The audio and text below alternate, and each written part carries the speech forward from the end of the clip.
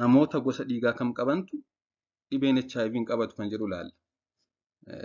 Namoonni hedduun namoonni gosti dhiiga isaanii O ta'e dhibee HIV hin qabaman kan jedhu ni haasa'u.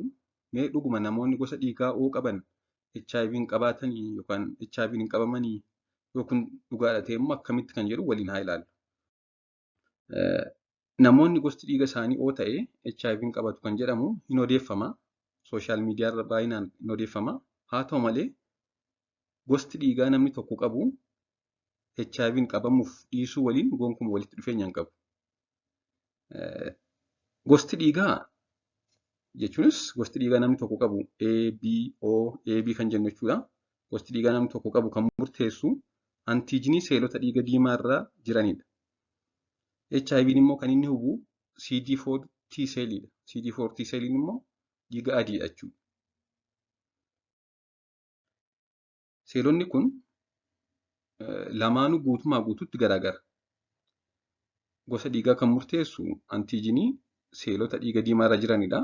HIV'n immoo kan inni hubu CD4 T seelii gosa dhiiga adiidha jechuudha. Kanaaf seelonni kun lamaan guutummaatti garaagara.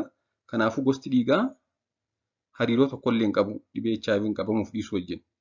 Fayyuma haasa'ama malee gonkumaa kan akkas jedhu hin jiru. Hunduu carraan walqixa ta'e qaba.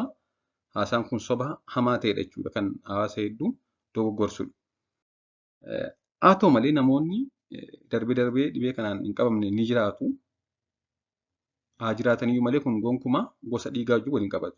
Namoonni baay'ee xiqqoo ta'an kan HIV hin qabanne namoota baay'ee muraasa ta'an kan bakka vaayirasiin kun irra qubachuun gara seelii seenu kan CCR5 delta 32 jedhamu hin qabne qofadha.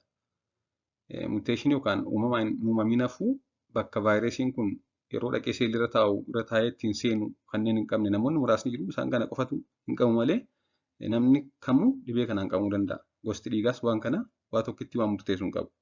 Galatoomaa turtii gaarii.